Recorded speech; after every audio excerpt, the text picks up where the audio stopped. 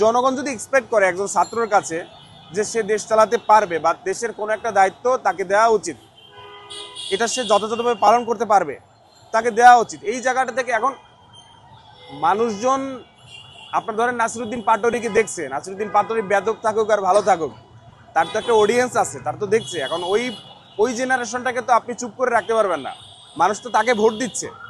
এখন তারা যদি এক্সপেক্ট করে যে আমার দেশ, আমার এলাকা, আমার জেলা, আমার আসন তার কাছে নিরাপদ, কিংবা হচ্ছে সে চালাতে পারবে, তাহলে তো বাধা দেওয়ার কিছু নাই। সে যদি ভোট বেশি পায় সে চালাবে দেশ, এখানে দোষের কিছু নাই। এখানে জেনজি নেপালের কথা যদি বলি তাহলে এটা আমরা বলবো যে আমাদের দেশের জেনারেশনের জন্য এটা ইন্সপায়ারেশন।